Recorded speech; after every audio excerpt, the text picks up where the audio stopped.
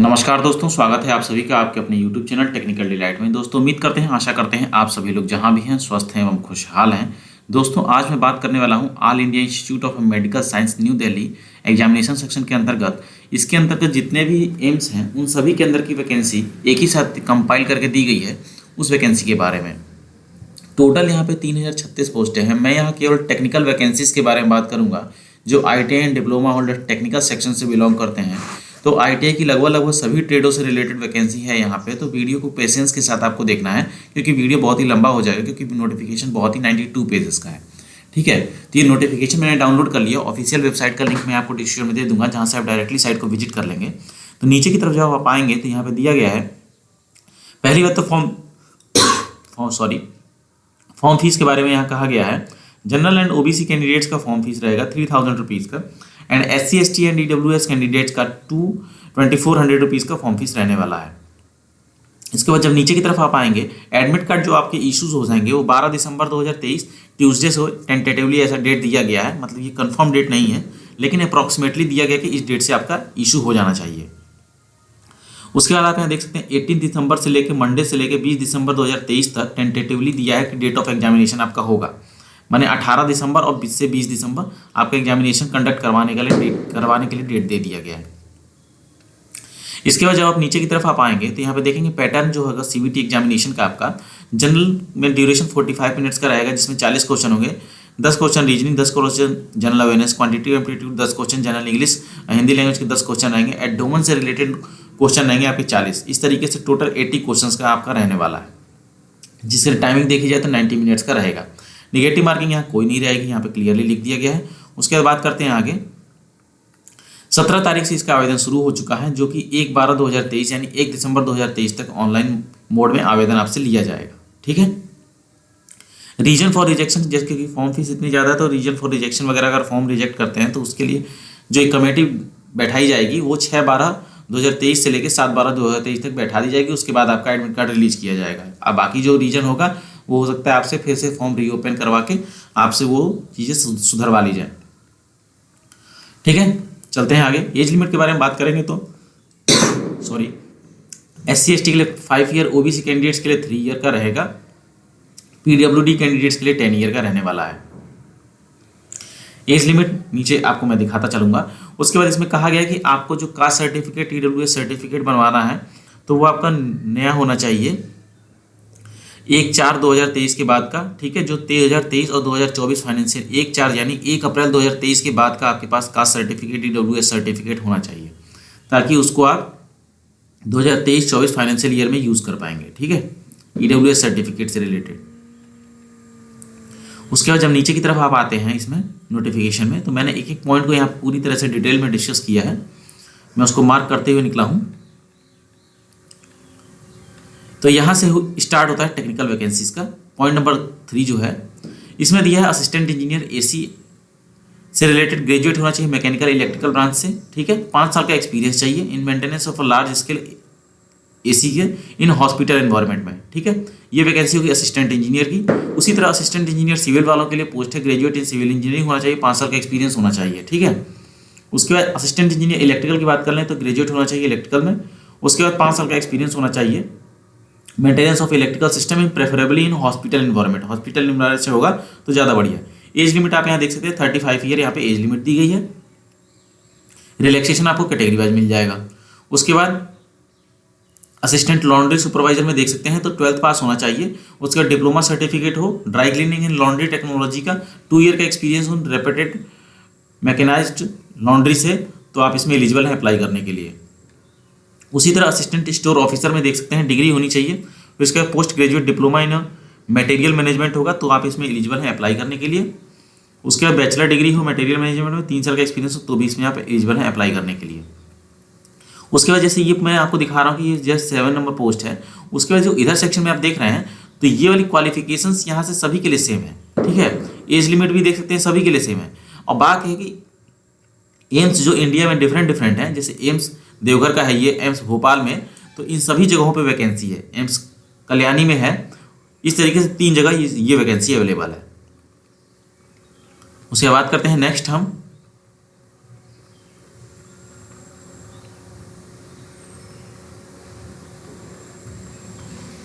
ये हो गया इलेक्ट्रीशियन के लिए। इलेक्ट्रीशियन के जितने भी कैंडिडेट्स हैं ITI होना चाहिए आपका।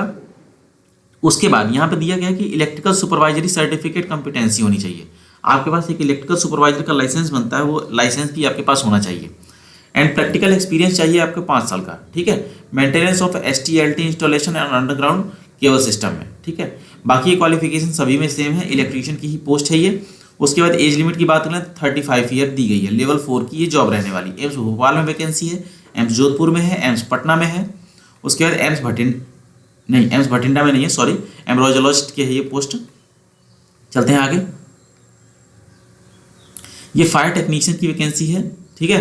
तो जो फायर से डिप्लोमा करते हैं 10+2 किया होगा, और एक्स सर्विसमैन एक्सेलेंट होना चाहिए, of ex serviceman who have excellent record. ये एक्स सर्विसमैन वालों के लिए है मोस्ट प्रेफरेबली, ठीक है।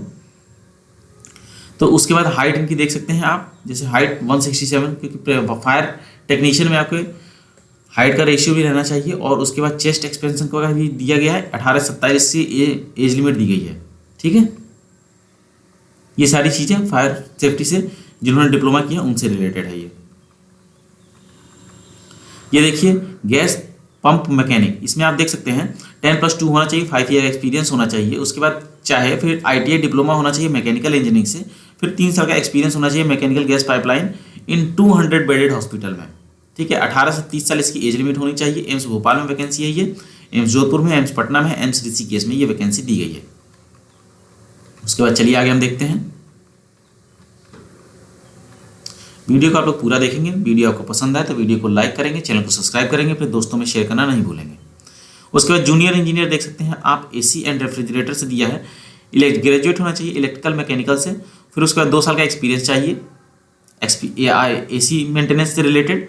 फिर उसके बाद डिप्लोमा हो इलेक्ट्रिकल एंड मैकेनिकल का, और 5 साल एक्सपीरियंस हो तो भी आप इसमें एलिजिबल है अप्लाई करने के लिए। इसकी वैकेंसी है एम्स भटिंडा में, एम्स भोपाल में। Age limit not exceed than 30 year. Level 6 की ये जॉब रहने वाली है। एम्स BB नगर में भी है, एम्स देवघर में भी है, एम्स जम्मू में भी, एम्स कल्याणी, एम्स मनगलागिरी में हुई है, एम्स नागपुर में भी है, एम्स रायबरेली में भी है ये वैकेंसी, एम्स गुवाहाटी में भी ये वैकेंसी अवेलेबल है आपकी। जूनियर इंजीनियर सिविल की बात कर लें तो ग्रेजुएट होना चाहिए सिविल इंजीनियरिंग में। फिर उसके बाद यहाँ पे देख सकते हैं आप, डिप्लोमा हो सिविल इंजीनियरिंग तो 5 साल का एक्सपीरियंस चाहिए। इसकी वैकेंसी भटिंडा, भोपाल, BB नगर, देवघर, गुवाहाटी में दी गई है और जम्मू में भी दी गई है। उसके बाद बात करते हैं आगे। यहाँ देख सकते हैं, यहाँ पे जो भी है लेवल 6 का ये सभी वैकेंसियाँ सिविल वालों की इसी में एम्स जोधपुर, एम्स नागपुर, रायबरेली यहाँ पे दी गई है। जूनियर इंजीनियर इलेक्ट्रिकल की अगर बात कर ले तो आप यहाँ देख सकते हैं ग्रेजुएट होना चाहिए इलेक्ट्रिकल से। उसके बाद 2 साल का एक्सपीरियंस होगा। उसके बाद डिप्लोमा हो किसी के पास तो उसके साथ 5 साल का एक्सपीरियंस होना चाहिए, प्रेफरेबली हो ना हॉस्पिटल एनवायरनमेंट का, तो आप इसमें एलिजिबल हैं अप्लाई करने के लिए, ठीक है। चलते हैं नेक्स्ट हम। नोटिफिकेशन काफ़ी लंबा है इसलिए वीडियो थोड़ा लंबा हो जा रहा है। आप प्लीज़ पेशेंस के साथ वीडियो को आखिरी तक जरूर देखेंगे ताकि आपकी वैकेंसी की पूरी जानकारी आपको मिल पाए। यहाँ पे देखिए लाइनमैन इलेक्ट्रिकल की अगर बात करें तो 10th होना चाहिए आपके पास, ITI डिप्लोमा सर्टिफिकेट होना चाहिए इलेक्ट्रिकल से रिलेटेड, 2 ईयर का एक्सपीरियंस होगा तो इसमें एलिजिबल हैं आप अप्लाई करने के लिए। 18 से 30 साल इसकी एज लिमिट दी गई है, ठीक है। एम्स भोपाल और एम्स जोधपुर में ये वैकेंसी अवेलेबल है। लेवल 2 की ये जॉब रहने वाली है। मैनेजर सुपरवाइजर की बात कर लें अगर गैस ऑफिसर की, तो इसमें डिग्री इन मैकेनिकल इंजीनियरिंग होना चाहिए, 5 साल का वर्किंग एक्सपीरियंस होना चाहिए। उसके बाद डिप्लोमा हो मैकेनिकल इंजीनियरिंग से 7 साल का वर्किंग एक्सपीरियंस होना चाहिए। उसके बाद दिया गया must be capable of carrying out of work associated with medical gas management, distribution, line tap, cook and outlet. तो जो एक्सपीरियंस हो माने इन सब चीज़ों से रिलेटेड ये जो आपका वर्क एक्सपीरियंस होना चाहिए मेडिकल गैस मैनेजमेंट से रिलेटेड, वो सारी चीज़ें आप देख पाएँ क्योंकि आपको मैनेजर की पोस्ट वहाँ पे दी गई है। लेवल 5 की जॉब है और लेवल 7 की भी जॉब है। एम्स पटना एंड ऋषिकेश में ये वैकेंसी है। उसके बाद चलते हैं आगे। Manifold technician gas steward, manifold technician gas steward, gas keeper, इसमें 10+2 होना चाहिए, 7 साल का एक्सपीरियंस होना चाहिए मेडिकल गैस पाइपलाइन का। उसके बाद ट्रेड हो ITI सर्टिफिकेट होना चाहिए मैकेनिकल इंजीनियरिंग से, तो 5 साल का आपका एक्सपीरियंस चाहिए 200 बेडेड हॉस्पिटल का। 25 से 35 साल इसकी एज लिमिट है। लेवल 5 की ये जॉब है। डिफरेंट एम्स में ये वैकेंसी आप यहाँ देख सकते हैं।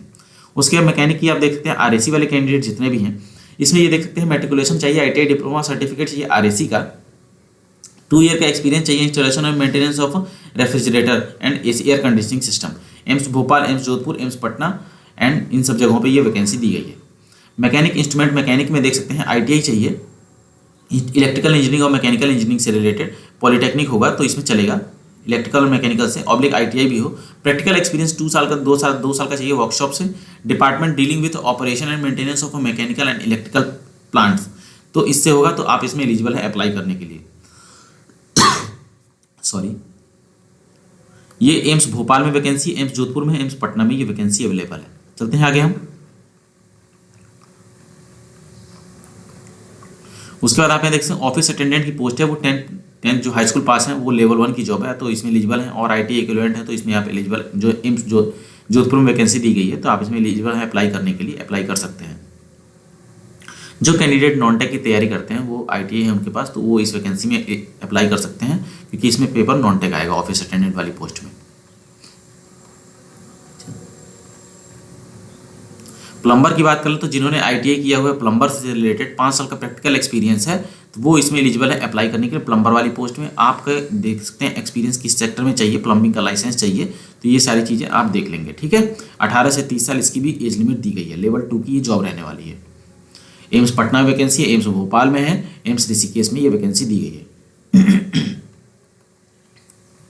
चलते हैं नेक्स्ट।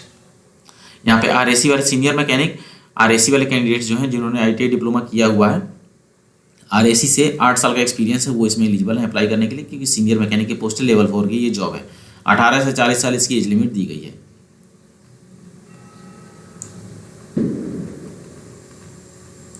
स्टोर अटेंडेंट की सेम पोस्ट, लेवल 1 की जॉब है ये। टेलर ग्रेड, जिन कैंडिडेट्स ने स्वयं टेक्नोलॉजी टेलरिंग ग्रेड से ITI किया हुआ है वो इसमें एलिजिबल है अप्लाई करने के लिए। Experience in stitching of a various type of cloth, stitching कहने का मतलब सिलाई से रिलेटेड जो अभी आप स्टिचिंग करते हैं वो उसमें आपका एक्सपीरियंस हो तो इसमें एलिजिबल है। लेकिन इसमें ये नहीं कहा गया कि आपको इतने साल का एक्सपीरियंस चाहिए, तो आपका एक्सपीरियंस होना चाहिए जस्ट, ठीक है। तो कुछ भी है तो आप किसी भी शॉप पे जॉब करते हैं तो वहाँ से भी आप बनवा लेंगे तो I think it's will be preferable, ठीक है, क्योंकि आपको स्टिचिंग आनी चाहिए। मेन पर्पज़ यहाँ पे ये है। लेवल 1 की जॉब है, 18 से 27 साल इसकी एज लिमिट दी गई है। इसकी vacancy AIIMS Rishikesh, AIIMS Patna, AIIMS Bhopal में अवेलेबल है। उसके बाद आगे देखते हैं।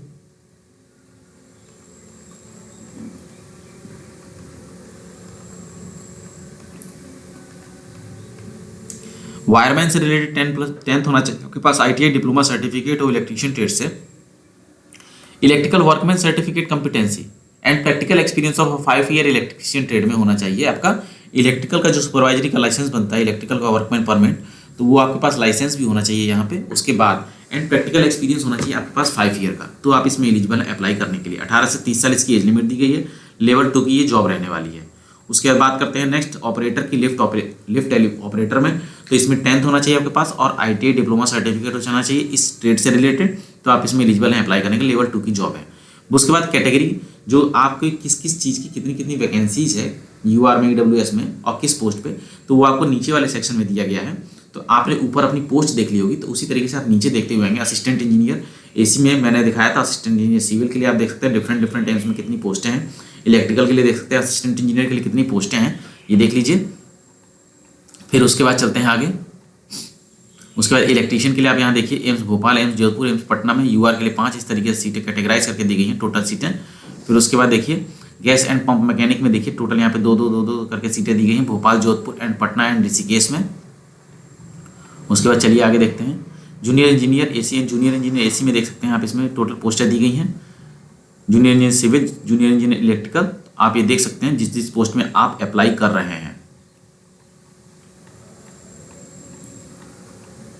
Lineman electrical, manager supervisor gas officer में कितनी पोस्टें हैं। उसके बाद मैनफोल्ड टेक्नीशियन हो गया, मैकेनिक RAC हो गया, तो इस देख लीजिए कितनी पोस्टें अवेलेबल हैं इसमें। मैकेनिक इंस्ट्रूमेंट मैकेनिक में, जिसमें इलेक्ट्रिकल वाले भी एलिजिबल थे, टोटल यहाँ पे 4 पोस्टें दी गई हैं। भोपाल, जोधपुर, पटना में वैकेंसी है ये। उसके बाद प्लम्बर के लिए देख सकते हैं यहाँ 15, 14, 13 टोटल पोस्टें दी गई हैं एम्स भोपाल, पटना एंड ऋषिकेश में। सीनियर मैकेनिक एयर कंडीशनिंग में RAC वाले कैंडिडेट टोटल 2 पोस्टें दी गई हैं यहाँ पे। उसके बाद सीनियर टेक्नीशियन टेक्निकल ऑफिसर में, सुपरवाइजर में दिया गया है कि रायबरेली एंड भोपाल में टोटल 2 और 10 पोस्टें यहाँ पे दी गई हैं। कैटेगरी वाइज आप यहाँ देख सकते हैं, यहाँ पे दिया गया है आपको। टेलर ग्रेड में आप देख सकते हैं भोपाल, पटना में 2 1 करके पोस्टें दी गई हैं।